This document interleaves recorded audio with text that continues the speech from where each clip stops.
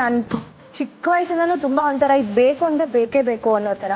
So ನನ್ನ ಪಪ್ಪ ಆಗಿರಲಿ, ಅಮ್ಮ ಆಗಿರಲಿ, ನನ್ನ ತಮ್ಮ ನನಗಿನ್ನ ಚಿಕ್ಕವನಾದರೂ ತುಂಬ ಸ್ಯಾಕ್ರಿಫೈಸ್. ಇವಾಗ ಪ್ರೀತಿ ಅಂದರೆ ಸ್ಯಾಕ್ರಿಫೈಸ್ ಇರಲೇಬೇಕು. ಲೈಕ್ ಯಾರಾದರೂ ನಮಗೋಸ್ಕರ ಏನು ಎಕ್ಸ್ಪೆಕ್ಟೇಷನ್ ಇಲ್ಲದೆ ಏನೋ ಒಂದು ವಿಷಯ ಸ್ಯಾಕ್ರಿಫೈಸ್ ಮಾಡ್ತಿದ್ದಾರೆ ಅಂದಾಗ I think it's very pure form of love ಅಂತ.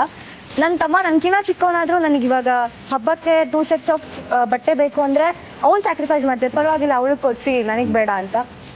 ಸೊ ಅಂದರೆ ಅಷ್ಟು ಚಿಕ್ಕವನಾಗಿದ್ದಾಗಲೂ ಅವ್ನು ಸ್ಯಾಕ್ರಿಫೈಸ್ ಮಾಡ್ತಾ ಬಂದಿದ್ದಾನೆ. ಪಪ್ಪ ಮಮ್ಮಿನೂ ಅಷ್ಟೇ. ನಮ್ಗೆ ಕಷ್ಟ ಏನೇ ಕಷ್ಟ ಇದ್ದರೂ ನಮಗೆ ಗೊತ್ತಿಲ್ಲದೆ ಇವಳು ಏನೋ ಬೇಕು ಅಂತ ಕೇಳ್ತಿದ್ದಾಳೆ ಅಂದಾಗ ಅದನ್ನು ಕೊಡಿಸಿರೋದಾಗಿರಲಿ, ಅಥವಾ ನನ್ನ ತಮ್ಮ ನಂಗೆ ಸ್ಯಾಕ್ರಿಫೈಸ್ ಮಾಡಿರೋದಾಗಿರಲಿ, ಇವತ್ತಿಗೂ ಸ್ಪಂದು ಹೇಳ್ದಂಗೆ ಹೊರಗಡೆ ನಮ್ಮಿಂದ ಅವ್ರಿಗೆ ಏನು ಸಿಗುತ್ತೋ, ಮುಂದೆ ಏನು ಸಿಗುತ್ತೋ ಸಿಗಲ್ವೋ ಅದೆಲ್ಲ ಏನು ಯೋಚನೆ ಮಾಡಿದೆ ನಮಗೋಸ್ಕರ ಇಡೀ ಫ್ಯಾಮಿಲಿ ಒಂದೊಂದು ವಿಷಯದಲ್ಲೂ ಇನ್ವಾಲ್ವ್ ಆಗಿ ಅವ್ಳಿಗೆ ಅದು ಬೇಕು, ಅವಳಿಗೆ ಇದು ಬೇಕು, ಇದೇಗಿರಬೇಕು ಅನ್ನೋದನ್ನು ಅಷ್ಟು ಇಂಟ್ರೆಸ್ಟಿಂದ ಮಾಡ್ತಿದ್ದಾರೆ ಅಂದರೆ I think it's very pure.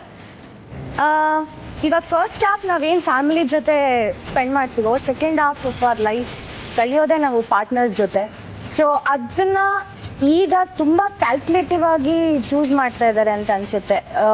ಇದಿದ್ರೆ ಹಿಂಗಿದ್ರೆ ಇಷ್ಟ ಆಗುತ್ತೆ ಅನ್ನೋ ಥರ. ಐ ಥಿಂಕ್ ಏನೂ ಇಲ್ಲದೆ ಒಂದು ಪರ್ಸನ್ ಇಷ್ಟ ಆಗ್ತದೆ ನಮಗೆ.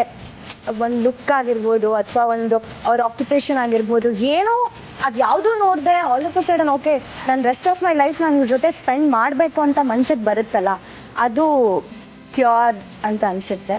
ಸೊ ಏನೂ ಎಕ್ಸ್ಪೆಕ್ಟೇಷನ್ಸ್ ಇಲ್ಲದೆ, ಯಾವುದೇ ಕ್ಯಾಲ್ಕುಲೇಷನ್ ಇಲ್ಲದೆ ಆಗೋ ಪ್ರೀತಿ ತುಂಬ ಇಂಪಾರ್ಟೆಂಟ್ ಆಗುತ್ತೆ. Download ShareChat.